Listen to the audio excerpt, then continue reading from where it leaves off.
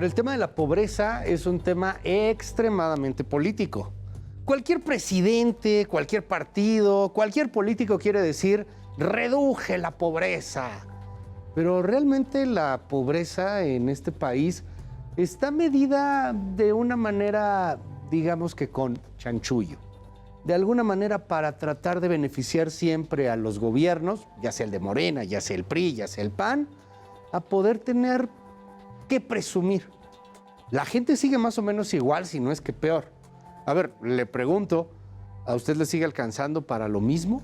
¿No está teniendo una bronca con respecto al ingreso y al gasto que tiene? Los números podrán decir muchas cosas, pero la realidad y la percepción, esa sí está difícil de cambiar. Por ejemplo, el presidente López Obrador está muy contento porque dice que ha logrado reducir la pobreza de acuerdo a las medidas y a las formas como se calcula en el Instituto Nacional de Geografía, Estadística e Informática, en el INEGI. Hace poquito así lo presumía en su mañanera. Poder comprobar, demostrar que la estrategia funciona, el que se está reduciendo la pobreza y que se está disminuyendo la desigualdad social. Así que eso es lo que hemos logrado, porque podríamos decir, estamos construyendo la obra más importante del mundo, como en efecto la estamos construyendo, el Tren Maya. Puedo decir, desde que estamos en el gobierno no se ha torturado a nadie, no ha habido represión. Puedo decir también, hemos ahorrado desde que estamos en el gobierno 2 billones de pesos. Puedo decir también, se ha revalorado, se ha fortalecido el peso como nunca. Y puedo dar otras cifras, ¿no? Pero poder decir que desde que estamos en el gobierno, a pesar de la pandemia, ha disminuido la pobreza y se ha reducido la desigualdad social, eso es algo excepcional. Eso es un timbre de orgullo para nosotros y es algo que reafirma que la política a favor de los pobres, que el humanismo mexicano funciona. Muchas veces la política tiene muy, pero muy poquito que ver con la realidad. Por cierto, no sé si el Tren Maya sea realmente la obra más importante del mundo. Quizá es la obra más importante para el presidente López Obrador. Que sea la más importante del mundo, pues habrá sus bemoles. Habrá quien diga que tiene otros datos. Como el caso de la organización Signos Vitales. Que bueno, pues sin un afán político, ni politiquero, ni de ideología, ni de un partido u otro partido, está presentando pues algunos números que preocupan de acuerdo a la realidad social en este país.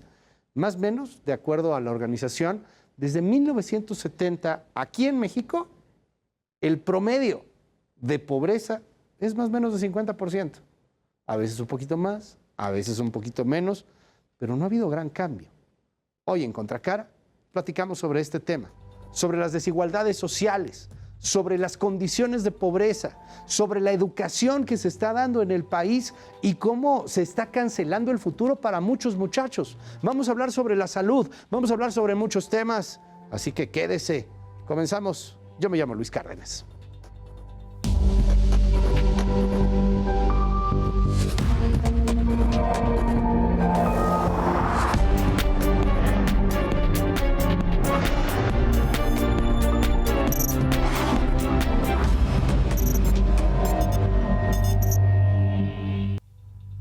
Muy, pero muy buenas noches. Bienvenidos a Contracara. Yo soy Luis Cárdenas y hoy tenemos un programa muy especial en torno a la situación social que se está viviendo.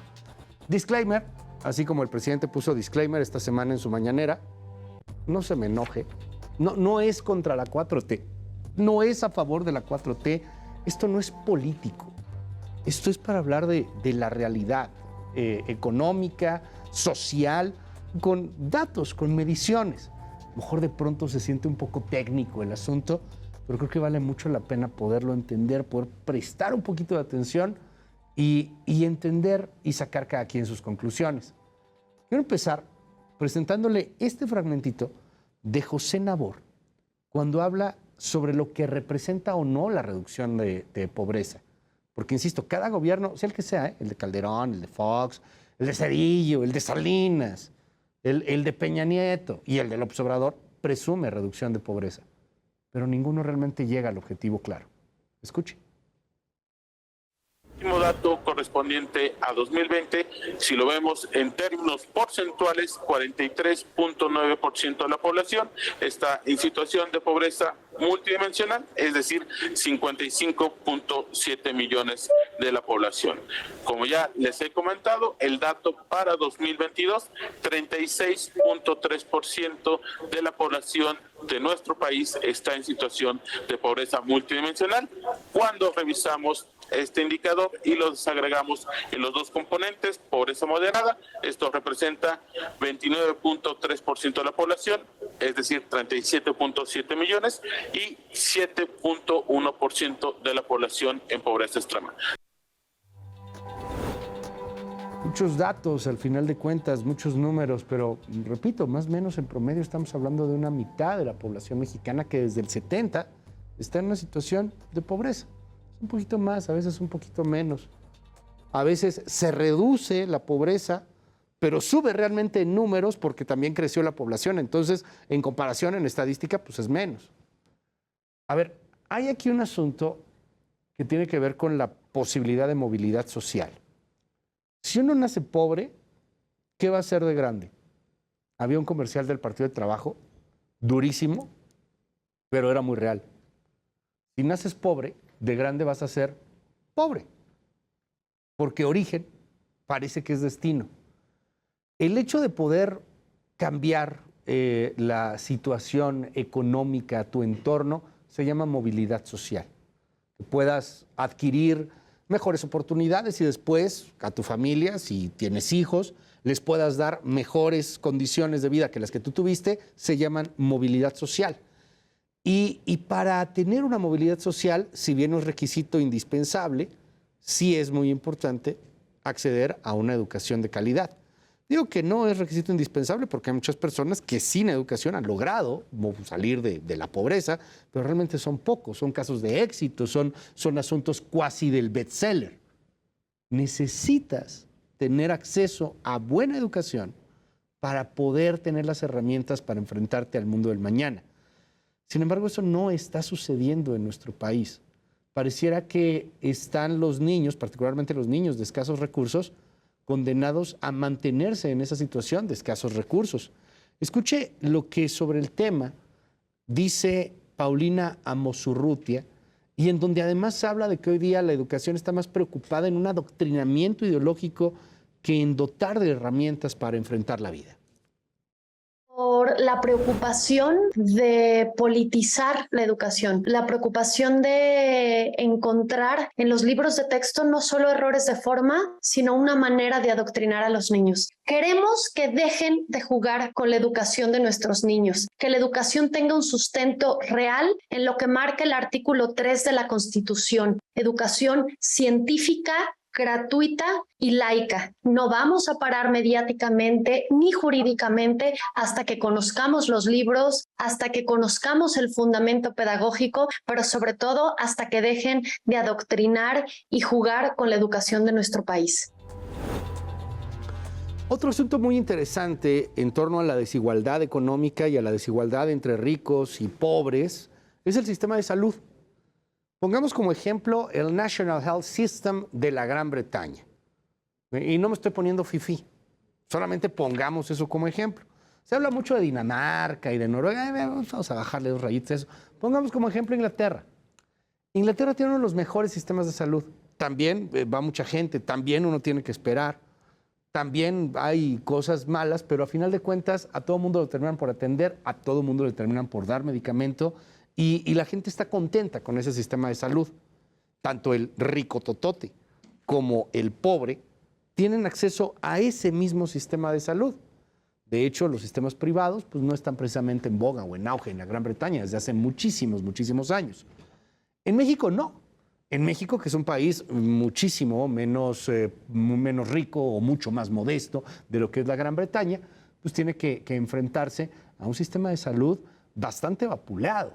Y uno tiene, como decimos, que rascarse con sus uñas. Eso es muy distinto para quien no tiene dinero y de repente una fractura de pie representa pues prácticamente un ingreso de casi un año, porque eso pasa, a lo que le podría pasar a una persona que tiene muchos recursos económicos y que, bueno, pues puede salir adelante sin problema. Vamos a hablar de desigualdad, vamos a hablar de estos factores, analizarlos con un poquito más de profundidad. No le cambie, esto es Contracara, estamos en Heraldo Televisión, yo me llamo Luis Cárdenas, regresamos en unos minutitos.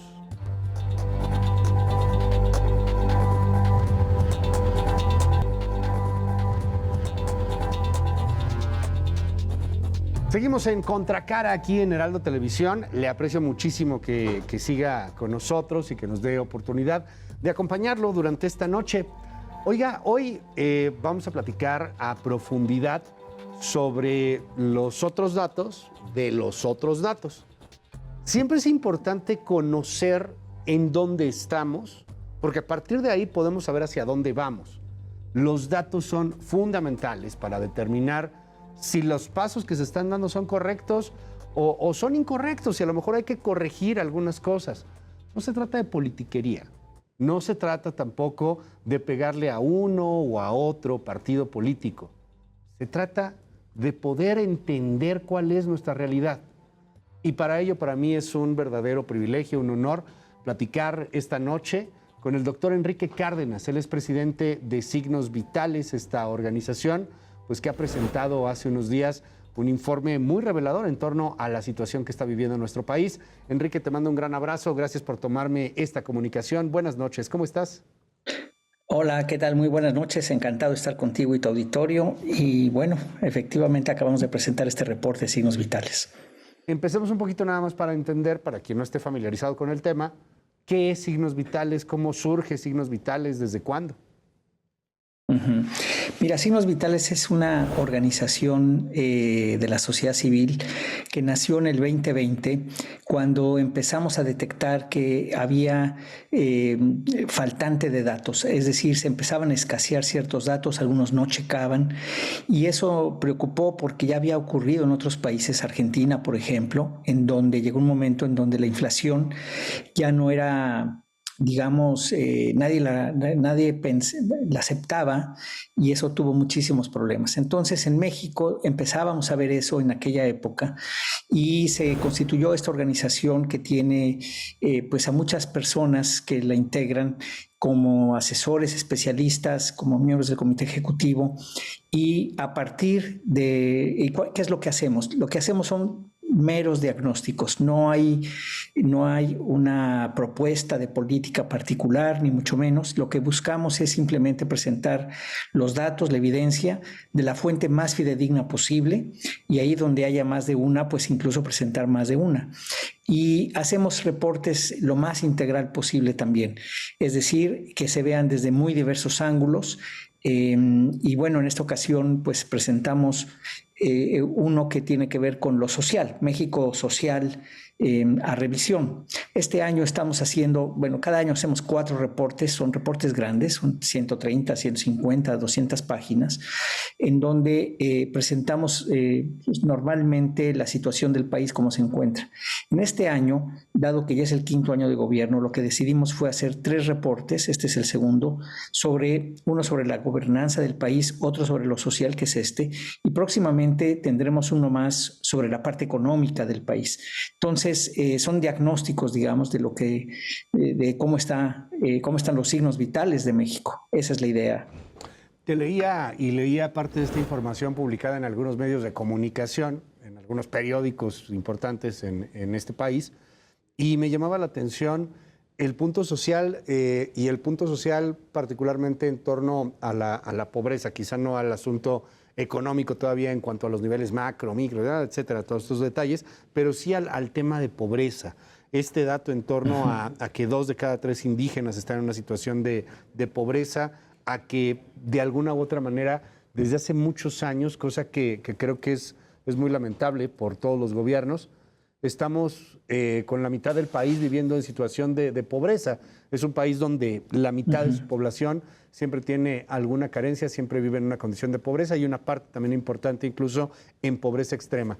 Si te parece, comenzamos por ahí, por el asunto del tema del estado social, de la pobreza o no que está viviendo una gran parte de la población. Sí, mira, cómo no.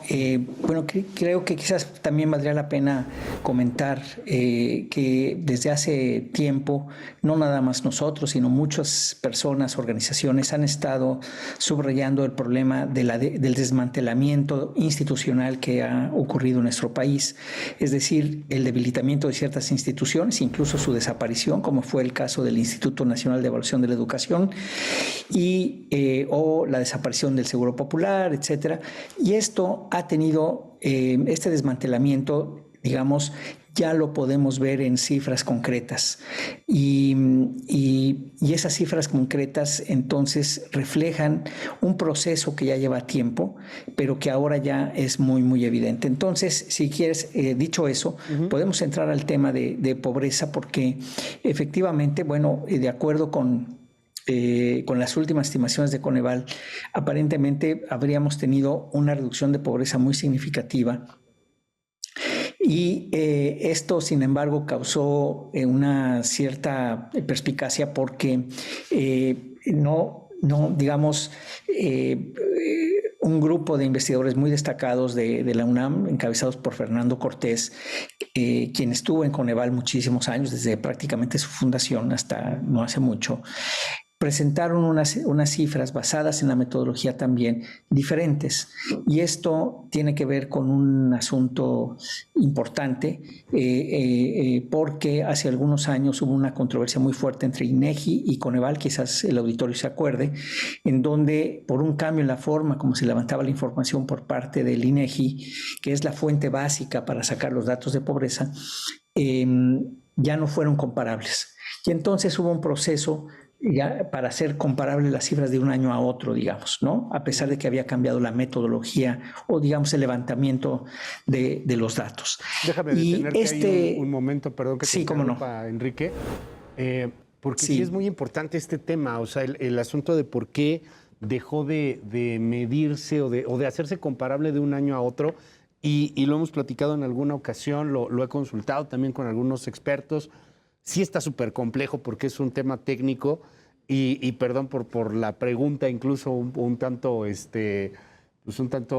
difícil, pero ¿cómo podemos entender quienes no somos expertos en este asunto? O sea, ¿cómo podrías resumirnos cómo cambia de una a otra y por qué de pronto ya no puedo comparar un año de pobreza con el otro año de pobreza? Porque fue muy controvertido incluso en su momento. Exacto, en su momento fue el 2016, cuando viene este cambio en la forma de levantamiento de los datos de la Encuesta Nacional de Ingreso y Gasto por parte del INEGI en aquella época, que dio lugar a un cambio muy significativo en los datos de pobreza. Y entonces el Coneval de aquella época se inconformó y a raíz de eso surgió un grupo de investigación en donde encontraron una manera de hacer comparable los datos. O sea, ¿qué quiere decir esto? Que estemos midiendo peras con peras y peras cada periodo, ¿no? Cada año, de modo que sea la comparación, estemos comparando lo mismo. Entonces, este grupo de expertos encontraron, y con acuerdo tanto de Coneval como del INEGI en aquel tiempo, encontraron un modelo estadístico de continuidad, le llamaron, en donde se hace un ajuste a los datos del INEGI con la nueva metodología de su recuperación de información para poder hacer comparables las cifras desde el 2008, es decir, hacia atrás. Esto ocurrió en el 2018, en el 2020 y ahora en el 2022 el INEGI decidió no hacer nuevamente este modelo estadístico de continuidad y por lo tanto las cifras aparentemente no son comparables con las del 2008, digamos, con toda esta larga serie, sino solamente en principio con las muy anteriores, ¿no? Las recientes. Y esto dio una enorme diferencia, que fue muy sorprendente en su momento, en las cifras que dio el Coneval, en donde la pobreza bajaba a 5.6 puntos porcentuales, que es muchísimo, y este ejercicio estadístico, vamos, igual como siempre lo hacía el Coneval, y donde en los años anteriores sí empataba lo que decía los dos métodos, digamos, se llegaba a un acuerdo, vamos, eran muy cercanos. Acá lo que dice esta metodología, digamos, que se tuvo que ajustar, pues que la pobreza prácticamente no cambió. Entonces sí hay una diferencia muy fuerte y esto pues ha traído, hay una cierta controversia muy especializada, como bien mencionas, pero que va en el corazón de lo que podría decirse la política social del gobierno, que se ha basado en ese dato para decir que hay un triunfalismo. Y con lo que este reporte indica... Y este dato, perdón Enrique, con todo y esto que nos presentas, podríamos decir más o menos, obviamente, con estas diferencias metodológicas en cuanto al resultado final, pero más o menos lo que podríamos señalar es que, pues, lo que mencionamos al principio, que la mitad del país está en una situación de pobreza, más o menos, o sea, a veces un poquito más de la mitad, a veces un poquito menos de la mitad. ¿Ha logrado ser menos de la mitad en algún momento? Pues justamente ahora se habla de que es 36, si no recuerdo mal, 36 punto y pico por ciento, en lugar del 42, 43 que fue la última vez, ¿no? Entonces, sí hay una diferencia muy significativa y por eso esta diferencia es importante. Lo que en Signos Vitales hicimos en este reporte fue presentar las dos cifras y lo que decimos le pedimos al INEGI que vuelva a calcular este modelo estadístico de continuidad para poder ver que efectivamente coinciden las cifras. Y bueno, pues esperamos que el INEGI lo haga, que el Coneval mismo también haga su tarea, digamos, para que se disipe cualquier duda. Ahora, independientemente de este dato, es muy importante mencionar que, bueno, en el reporte vienen infinidad de otros datos sobre la parte social y específicamente sobre pobreza de diferentes tipos. Y es en donde uno dice, bueno, si hubiera bajado tanto la pobreza, no tendríamos tantos problemas en tantos otros aspectos. ¿Sí me explico? O sea, si hubiera disminuido la pobreza, pues claro que hubiera estado mucho mejor muchísimos otros indicadores. Pero lo que vemos es que justamente no ha mejorado la situación, los indicadores siguen, pues no están bien, hay brechas que se están acrecentando, brechas que a lo que me refiero es, digamos, las diferencias entre los niveles más altos y los más bajos se están haciendo más amplios, o la población indígena de la población no indígena se está haciendo más amplia, etc. Entonces, a la hora que te metes a muchos datos, no uno solo, como fue el caso de lo de Coneval que hablábamos hace un instante, sino un conjunto de información, pues ves que en general tenemos una situación en donde pues difícilmente se puede hablar de un triunfalismo, más bien se está hablando de un retroceso bastante severo en muchas variables y podemos platicar de ellas en conforme tú lo vayas considerando. ¿Qué te parece si entramos a entender un poquito el por qué pues se podría considerar este fenómeno, que además hay que decirlo, está sucediendo en gran parte del mundo también, y está generando estos descontentos sociales? Hay quien dice que esas son causas del mismo populismo, y es la división en cuanto a los ingresos, ¿no? La estrechez, la diferencia entre lo que ganan las personas más pobres y lo que ganan las personas más ricas. Pareciera como que en el país los ricos se están haciendo mucho más ricos y los pobres mucho más pobres. ¿Por qué? ¿Qué variables hay en este fenómeno aquí en México, Enrique? Y no sé si sea comparable con alguna parte del mundo. Mira, efectivamente México ha sido históricamente un país muy, muy desigual, y esa desigualdad en los ingresos y esa desigualdad realmente pues no se ha movido mucho en muchísimos años. sigue siendo muy desigual el país. La política pública, que normalmente lo que hace o debería de hacer es disminuir esas brechas, disminuir esas diferencias. Nomás para darte una idea, hay un indicador que se llama el coeficiente de Gini, que es el que mide qué tan desigual es, ¿no?, una sociedad. Bueno, nomás para que veas la importancia de la política pública en esta parte de la desigualdad. Gran Bretaña, el Reino Unido, tiene un coeficiente de Gini antes de la acción pública, es decir, antes de que cobre impuestos y antes de que gaste, bastante semejante al de México. Imagínate. Okay. Pero una vez que interviene el Estado, donde da un servicio de salud universal, en donde la educación universal también es bastante de bastante buena calidad, en donde tienen muchos mecanismos para emparejar el piso y tener mucho mayor igualdad de oportunidades, ese coeficiente de Gini mejora significativamente. Vamos de 0.43, 0.44 se va a 0.35, que es muchísimo. Esa diferencia, aunque parece poquito, es muchísimo. Bueno, en cambio, en el caso nuestro, la acción del gobierno impacta muy poquitito en la desigualdad. Le baja, si acaso, de 0.45 a 0.43, hazte de cuenta, en lugar de 0.35 como en Gran Bretaña. ¿Por qué? Porque, como decía, en algunos países el gasto público pues va sobre todo a igualar oportunidades, garantizando derechos a la salud, a que haya medicinas, a que haya buenos tratamientos, a que haya vacunas, a que haya un sinnúmero digamos, un transporte público económico y eficiente.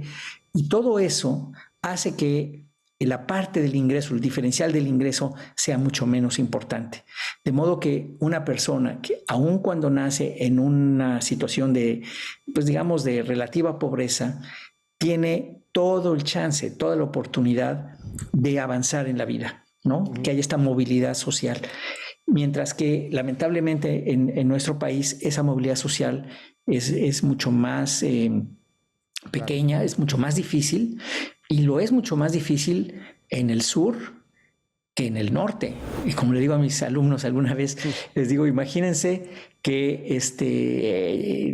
van a nacer y Diosito les dice, oye, ¿qué crees? Te tengo una mala noticia. Fíjate Chiapas, que ¿no? Vas a nacer pobre, ¿no? Vas a ser pobre. Chiapas, vas a nacer pobre. Oaxaca, te tocó un estado de la República en donde parece que naces en estos estados. Ajá. Y origen es destino. Y no hay forma. Enrique? O sea, ya cañón que puedas evolucionar, que puedas salir, que puedas tener movilidad social, pues porque tienes todas las oportunidades canceladas, el futuro cancelado. Mira, por eso la única salida que tienes es convencer a la cigüeña que por favor te aviente en el norte, ¿no? Dile, dame chance, échame en el norte.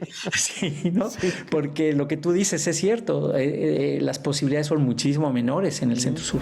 El Centro de Estudios Espinosa Iglesias tiene esas estimaciones con mucho detalle, muy, muy buenas, y por ello es que, digamos, en esos otros países en donde el gasto se ejerce bien, donde no hay desperdicio de recursos o es muchísimo menor, en donde los impuestos se cobran pues a todo mundo, ¿no? La evasión es mucho menor, donde todo mundo paga algo de impuestos. Si no tienes dinero, pagas muy poquitito, pero algo pagas. Entonces, tienes una situación en donde mejora mucho la desigualdad, o digamos, más bien, disminuye mucho la desigualdad, y eso, pues, desde luego, es algo muy benéfico para la sociedad. Y bueno, creo que aquí tocas en este ejemplo algo muy interesante y que tiene que ver con estas desigualdades. Empezabas poniendo el ejemplo de salud de la Gran Bretaña con su National Health System, que es uno de los mejores sistemas de salud que hay, o de los más pues aplaudidos, de los que más flores tienen y le echan, y que es un sistema parejo. O sea, uno puede ir a un hospital privado en Gran Bretaña, pero es rarísimo que alguien vaya a un hospital privado en Gran Bretaña, porque el sistema de salud pues, está respondiendo a las necesidades que hay, obviamente con algunas cuestiones, pero es muy bueno, está de alguna u otra manera garantizado, y eso ya pues va acortando la gran desigualdad. Analizan en estos signos vitales, entiendo también, el tema de la salud en México, y más en un México pospandémico. ¿Qué nos dices de la salud? ¿Cómo estamos en salud en este país? Mira, yo creo que vale la pena mencionar aquí esto del desmantelamiento que mencionaba hace un rato, Claro. cómo específicamente al sector salud le ha pegado durísimo, porque te recordarán que a principios de sexenio se quitó el Seguro Popular, se cambió por el Instituto Nacional para el Bienestar, ¿no? El INSABI, y después falló y entonces toda la responsabilidad se la dieron a lo que se llama IMSS Bienestar, que era un programa muy pequeñito y ahora lo volvieron, pues tienen que atender a 20, 30 millones de personas. Entonces está muy difícil. Este desmantelamiento y esta errática política pues se vio muy agravada por la pandemia, porque le pegó prácticamente casi simultáneamente, y la verdad es que el muy pésimo manejo de la pandemia, en muchos sentidos, veamos ahorita salud simplemente, pues tuvo como consecuencia que México tuviera muchísimas más muertes que las que debería haber tenido o que las que otros países tuvieron.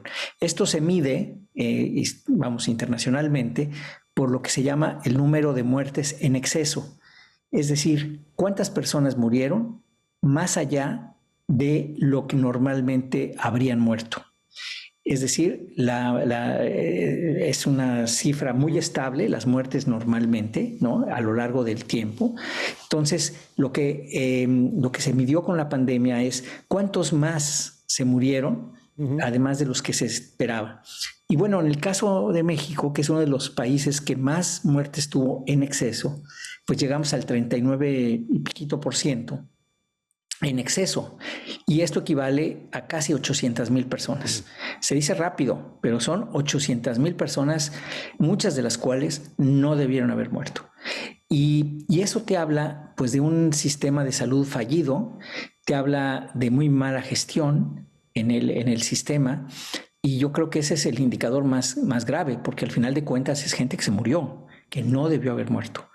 Pero independientemente de lo que yo crea, también es cierto que el propio Coneval muestra cómo ha aumentado en 30 millones de personas en los últimos 4 años la cantidad de mexicanos que han dejado de tener acceso a los servicios de salud, o sea, no están registrados en un sistema de salud.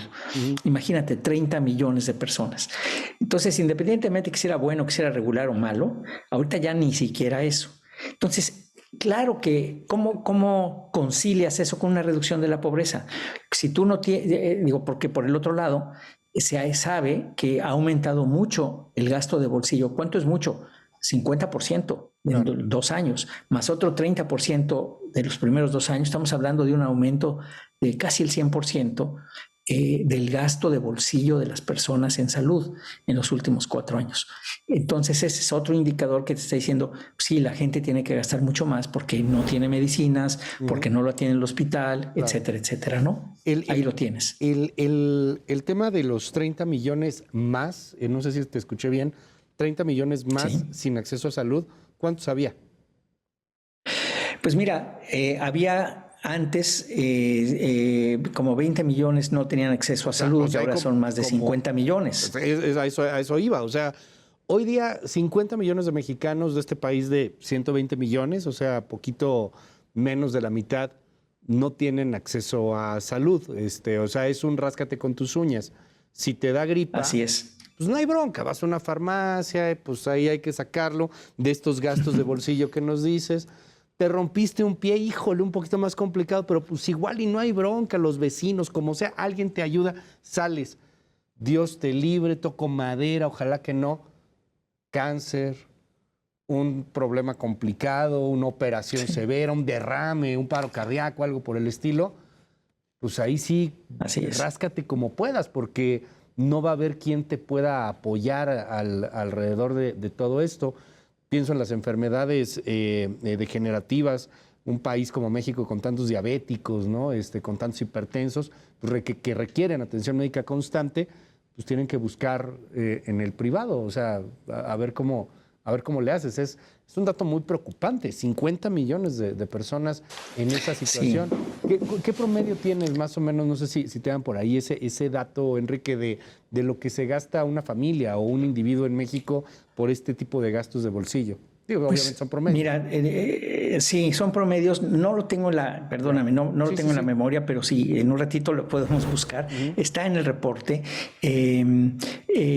pero sí es una cantidad que, como es promedio, pues aparentemente sería bajita, pero si tú ves que si le pega al 10% de la población, pues multiplícale por 10, ¿no? Claro. A esa cantidad. Entonces, estamos hablando, creo que son, no me hagas mucho caso, pero como 400, 500 pesos, pero si como dices, digamos, si le metes 10 veces, pues si te va a 5,000, 7,000, 10,000 pesos, que para muchas familias lo desbalancea completamente. Sí, claro. Y ese es en parte el problema, que como bien dices tú, si es una cosa leve, pues no hay mucha bronca, pero en el momento en que tienes una cosa más seria, una operación de algún tipo, no te alcanza y pones a que la gente se endeude, a que venda un pedacito de tierra, a que haga a que se deshaga de activos para poder hacer ese pago, ¿no? Entonces son lo que llaman gastos catastróficos, porque efectivamente acaban con las finanzas de una familia. Hay otro tema que me llama la atención dentro de este reporte de signos vitales y es el asunto de la educación. El mundo entero está en un debate en torno a qué hacemos con la educación.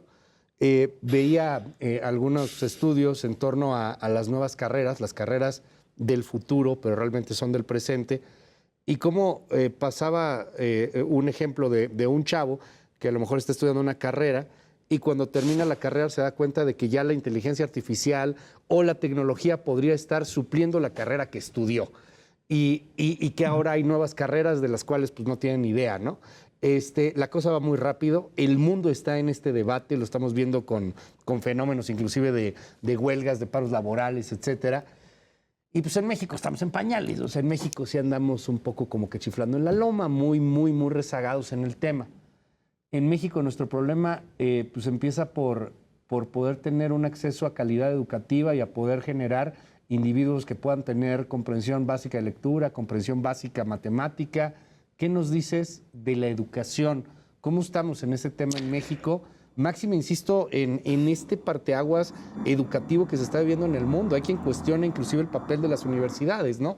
Y aquí pues estamos viendo cómo enseñar a leer correctamente y cómo poder tener una comprensión. Pues mira, la verdad es que, como bien mencionas, es algo que está pasando en todo el mundo, pero lo que hemos vivido en estos últimos años, bueno, tradicionalmente, pues poquito a poquito se iba aumentando la cantidad de años escolarizados, en fin, se iban mejorando los indicadores muy despacio, la mera verdad, pero algo se iba haciendo. Sin embargo, lo que hemos observado es que con la pandemia y otra vez su muy mala gestión, pues no sé si sepas y sepa el auditorio que México fue uno de los 2 países en todo el mundo que cerraron las escuelas durante todo el tiempo que las cerraron en México, más de un año, ¿no? Y no las abrieron.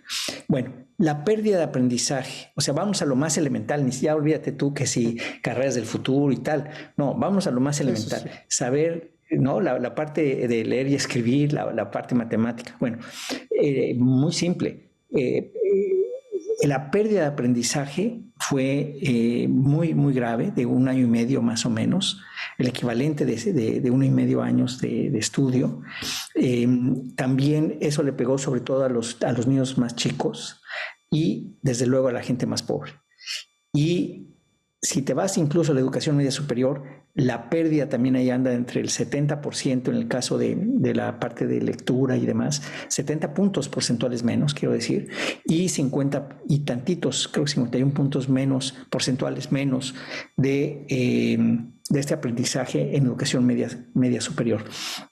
Entonces, el problema, o sea, todos los países tuvieron algún problema de este tipo, de pérdida de aprendizaje. La diferencia es que en México, lamentablemente, la SEP no se puso las pilas. No hay programas que puedan resarcir esa pérdida, que enfrenten la pérdida, y encima eliminó el INEGI el sistema de información y Gestión Educativa, el CIGED, no sé si te recordarás, hace no mucho tiempo, en donde decidieron que ya era una información que no era de interés nacional. Y francamente, pues sí, a mí nos parece que no está bien, porque esa información justamente lo que te mide es qué tan bien vas por ejemplo, en aprendizaje, pero no es la única variable, tiene muchas más. Y entonces el ya no tener esa información pues no nos ayuda para nada. Así es que, digamos, yo me iría incluso a lo más elemental, definitivamente, porque si bien es cierto lo que mencionas a nivel universitario, eso ahorita podemos hablar de ciencia y tecnología, que también trae este reporte, pues ahí también la cosa está muy complicada. Pero esto va a tener repercusiones de largo plazo en cientos de miles de mexicanos que son ahora niños y que después van a crecer, no van a tener las capacidades mínimas y por lo tanto su futuro va a estar comprometido. Eso de igualdad de oportunidades que decíamos hace un rato, sí, claro, pues justamente aquí está, ¿no? Se va a romper esa trayectoria. Porque ese es un problema muy serio. Corrígeme si me equivoco, pero para que lo podamos entender y a ver si lo estoy comprendiendo muy bien, cuando hablamos de esta pérdida de 1.5 años de aprendizaje, es como si el chavito de 6º año de primaria realmente tuviera ahorita el conocimiento de la mitad de cuarto, ¿no? O sea, así es. O sea, perdiste. A eso equivale. No estás al nivel de 6º, o sea, tú estás como si estuvieras a la mitad del 4º año. Ahora, así es. Hay un asunto en donde yo sé que mucha gente se enoja por lo politizados que estamos, Enrique, pero pues es que primero los ricos, o sea, si tienes lana, tuviste lana en la pandemia, no te quedaste en casa solamente, o no estuviste solo con la escuela en casa y la tele, si pudiste pagar tutores, porque había muchos tutores, y si pudiste estar en una escuela privada de ciertos niveles, pues estás más arriba. O sea, creo que la pérdida no es tanta y obviamente que en el futuro pues vas a tener una ventaja muy considerable frente a compañeros y frente a otras personas que hayan estado en escuela pública, ¿no? Sí, absolutamente. O en lugares, por ejemplo, donde no había internet, claro, donde las clases las tomaban en un celular, ¿no? Incluso los pobres niños. Pero te digo, ese es, digamos, el golpe vino, vamos, incluso en Holanda, en otros lados. Sí. Pero la diferencia es que ahí estamos hablando de una pérdida de aprendizaje de un mes y medio, que después la propia autoridad educativa hicieron programas especiales para recuperar ese mes y medio. Claro. Acá no solamente fue mucho tiempo, sino que además no hay ningún programa que resarza esas dificultades. Entonces, efectivamente, la brecha entre gente que tuvo chance y gente que no, pues se va a ir creciendo. Por eso es que hablamos en el reporte de que estas brechas se han ido aumentando. Claro. ¿No? Y aquí lo podemos ver con mucha claridad. Ciencia y tecnología, justamente el ejemplo, ¿no? El tema del acceso, por ejemplo, a Internet, el tema de los avances en torno a la ciencia que hay en nuestro país. ¿Qué nos dices al respecto? Había la idea de que pudiera llegar el Internet a todas partes, pero pues parece que quedó en promesa nada más. Pues sí, ese es un tema de infraestructura tecnológica que se ha vuelto ya muy básica y que, bueno, efectivamente no se está cumpliendo con esa meta. Y por el lado de ciencia y tecnología, pues la serie de problemas que hemos observado en el CONACYT y en donde pues se ha implementado una serie de medidas por decisiones ejecutivas, es decir, que algunas incluso son ilegales, que han ido desbaratando los centros de investigación. Ahora reclasificaron con la nueva ley esta que pasaron en ese jueves negro, ¿no? ¿Te acuerdas que hubo muchas leyes que no, que igual las revientan? Porque con el plan B, ¿te acuerdas que fue en esa fecha? Ahí pasaron la de ciencia y tecnología de esa manera y probablemente vaya para atrás. Pero por lo pronto, lo que ha hecho es que muchos, creo que son 1,000 programas de maestría en el país, que tenían apoyo porque eran considerados de alta calidad, debido a la reclasificación de que pues esos programas ya no nos gustan, se quedaron sin el apoyo. Te estoy hablando de universidades públicas, universidades privadas, de modo que va a haber miles de estudiantes que no van a poder seguir sus estudios, las universidades están batallando, y bueno, y eso lo puedes trasladar a las becas de estudiantes y bueno, al final en el presupuesto que tiene CONACYT, que ha ido cayendo. En el reporte viene la gráfica en lo que está actualmente. Y bueno, se ve que efectivamente, pues ahí con incluso la eliminación de aquellos fideicomisos había como 40,000 millones de pesos en fideicomisos dedicados o etiquetados para cuestiones de investigación científica, pues que desaparecieron y que no se sabe ni siquiera en dónde están. Entonces, sí es un problema también bastante serio, no se ve de inmediato, se ve con el tiempo, pero donde lo empiezas a ver es en donde los jóvenes que pueden haber hecho un doctorado ya no quieren regresar a México. Ya no quieren, o sea, no hay lugar siquiera donde puedan trabajar en México. Y esto, pues evidentemente significa una sangría de capital humano que pues la vamos a pagar tarde que temprano. Qué fuerte, porque tenemos gran talento. Todavía está este asunto entre las familias mexicanas, que no estudie ciencia, ¿no? O sea, ¿qué vas a hacer si eres físico? ¿Qué vas a hacer si eres químico? O sea, no hay esta intención de querer ayudar en gran parte de la narrativa y de la conciencia mexicana e impulsar carreras científicas. Qué triste que estén pasando situaciones así de lamentables. Estoy recibiendo muchos de sus comentarios en @LuisCárdenasMX. Le aprecio muchísimo que nos esté escribiendo en esta noche. Y bueno, pues quiero conocer cómo está viviendo este rezago social. No es político el asunto, no es contra López Obrador o a favor de López Obrador, eso da igual. Es el futuro y el presente de este país. El asunto de que de repente nos quedemos pues, con desigualdades más exacerbadas, muchísimo más marcadas. Imagínense nada más. Escríbanos en @LuisCárdenasMX o en @Heraldo Televisión. Y bueno, pues ahí vamos a estar recibiendo todos sus comentarios. ¿Qué tanto siente estas desigualdades, estos rezagos? Tratemos de hacerlo sin políticas, sin filias ni fobias partidistas. Enrique, cierro ahora sí con un asunto medio político.